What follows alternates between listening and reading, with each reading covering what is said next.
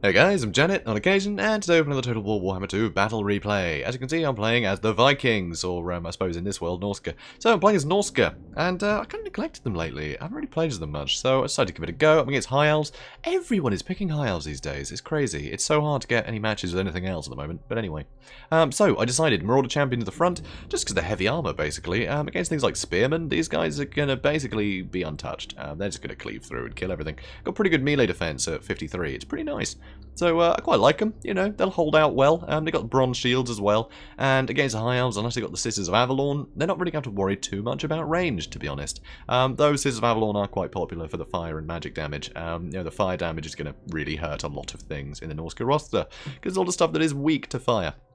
So there is that to worry about. So anyway, hopefully though, I can get on top of them with some of my other units. So I do have Marauder Javelins, these guys, with the anti-large bonus, their missile damage. It does a ton of work to cavalry, and it's usually, there's going to be some good cavalry, right? So here, I do have the Firmir Warriors. Firmir great weapons can often be really good in this matchup as well, just because that great anti-large, they can really chew through cavalry quickly. The magic damage is going to cut through the physical resist of Dragon Princes, and the armor sundering is going to let other things, you know, get involved. So it's pretty cool. I do like these guys, and they do really pack a punch. So against sort of elite things like Swordmasters of Hoeth, which are really the best thing to fight Marauder Champions with, they're just going to cleave through them, which is nice. And it's going to give everything else in the front line a bit of respite, because that armor sundering is going to help the Marauder Champions get some damage in. So that's going to be good. Also, I've got some Spearmen on the edges and at the back. Just, you know, an extra bit of flak, really. Just something else that can get in the way, which is nice. They don't have shields, though, which is obviously a worry, but it's fine. And I do have two of these Norscan Ice Wolves, which I really like. I really like these guys, but they do count as large targets, unlike other sort of wolfy units. So spears are going to really do some work to these guys, so you've got to be careful. So that's about it. Oh, also, yeah, Wulfric. Yeah, I have Wulfric, if you were wondering. Pause for, you know, pause for laughter. Anyway, I'm going to get on with things. So, Wulfric the Wanderer on a chariot, which I really like. And actually, I'm going to speed things up now, because I didn't realise the match had started, so I don't move for ages.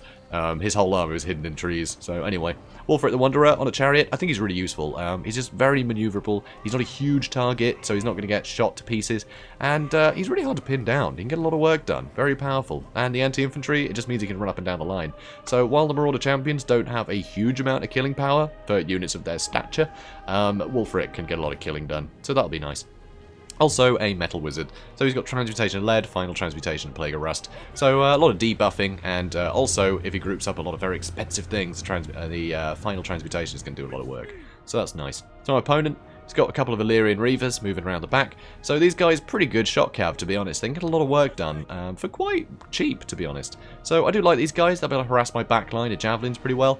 And even against things like Marauder Berserkers, which I'm pretty sure he was expecting, to be honest, looking at his army. He'd be able to get some good work done, you know? So it's not bad. In this army, though, yeah, he probably can't really take advantage too much. Anyway, he's got a couple of spearmen. I was expecting more than two, but he's also got the white lines of strays. With that armor, they're actually going to hold out well, and they're going to hold out well against things like berserkers, which is, you know, what I think he was expecting. Also, there's a load of Phoenix Guard. These guys, again, with the heavy armor, they're going to hold up well against that stuff, and the anti-large are going to help against things like mammoths and Firmir. So that's pretty cool. He's got Tyrion, but he doesn't have the Sunfang, which I don't know if that was a mistake or not, because the Sunfang, again, just chews through cheap, you know, Norscan infantry. It's very useful for that. But his back line, he's got a ton of archers here. So he's got 2 units of archers, and he's got 3 Loathen Sea Guard, one of which is the Storm Riders.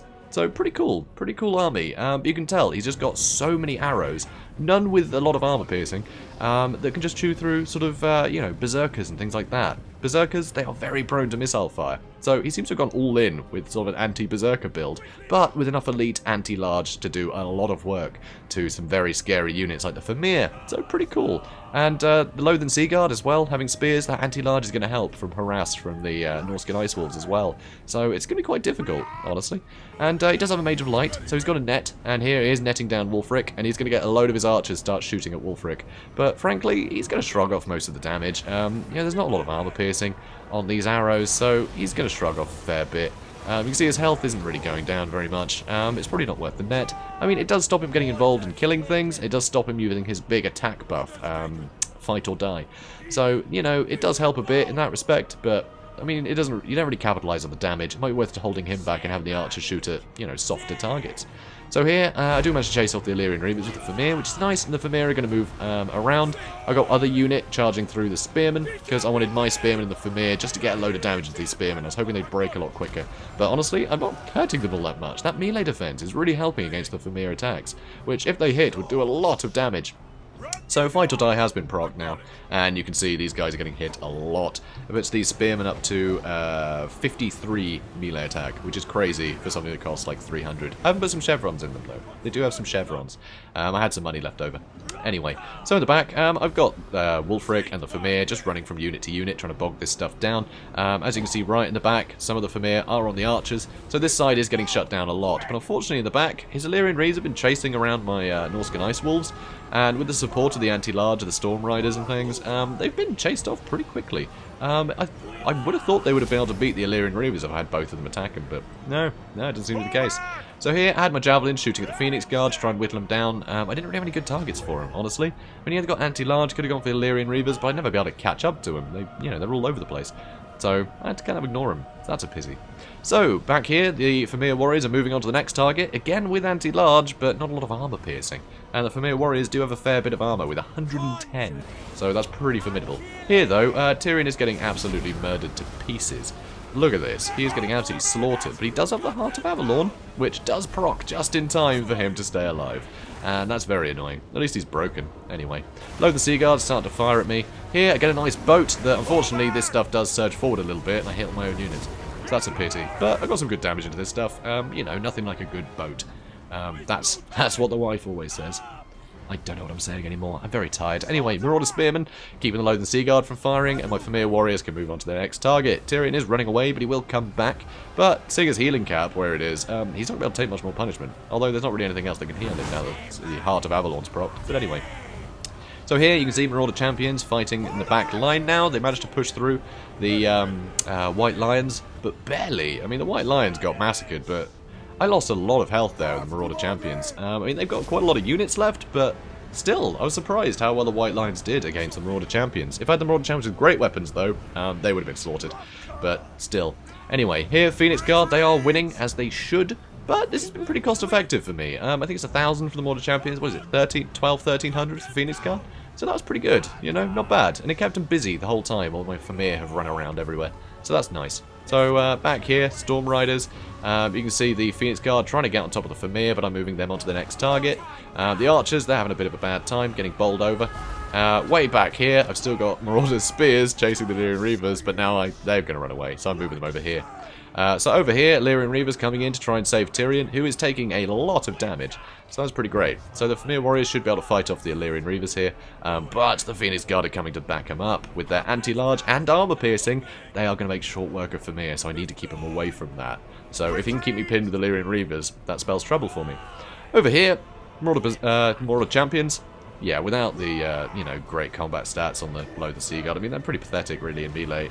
So, yeah, 22 melee attack, and very little armor piercing. The anti-large isn't going to help, and very low weapon strength, so Marauder Champions just have no problem killing things like Loathe and Sea Guard. So, back here, I basically collapsed on top of these spearmen. They were still fighting my spearmen. My spearmen managed to hold out here for the whole battle thus far. And now I'm trying to get on top of Tyrion. So I've used Hunter of Champions, so that puts his speed, armor, and melee defense way down.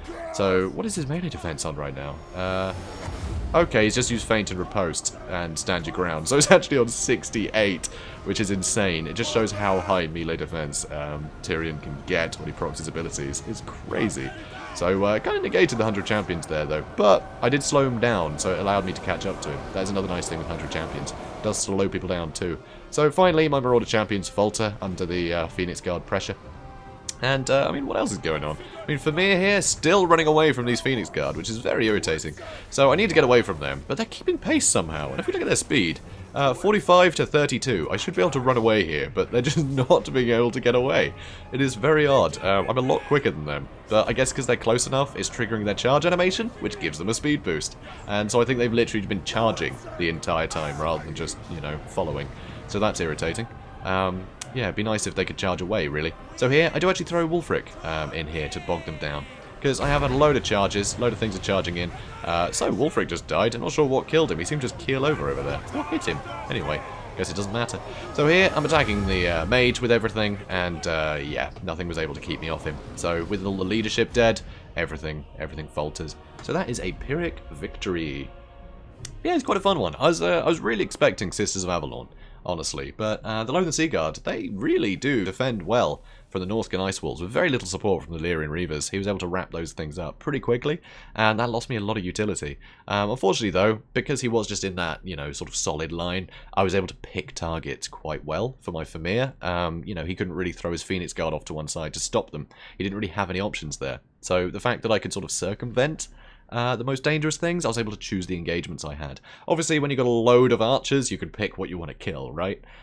So there is that. So he wasn't completely, you know, overwhelmed. He wasn't completely at a disadvantage. He still was able to get damage where he wanted it, but he couldn't kill the Firmir. And frankly, you've got to have decent stuff on the Firmir to get rid of them, because they're going to support every fight, and they'll be able to take on a lot of things on their own, just because they're huge amount of armor and huge weapon damage. They can just withstand a lot and deal out a lot of damage. But you get, you know, armor piercing and delarge on top of them. They just melt. They die so quickly. But yeah, he didn't have that option, unfortunately. So yeah, I managed to get a lot of work done with these guys. And Wulfric, absolute champ. Or hunter of champs, I suppose. 170 kills, pretty damn good, so he kept getting netted. Just running around from place to place. He got a lot of work done. I'd be able to debuff Teclis a couple of times. Not Teclis, Tyrion a couple of times. It got Tyrion basically wiped out, which is pretty crazy.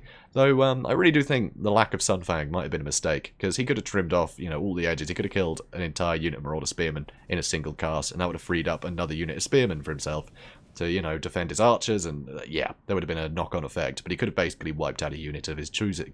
Or he could have just wiped out the two Marauder Hunters that were stood pretty close together, could have wiped out both those units pretty happily, and his archers could have shot at, you know, other targets, whether it be the Firmir. He could have whittled them down slowly. Wouldn't have been great, but, you know, he had a lot of other targets he could have put some pressure on with the archers.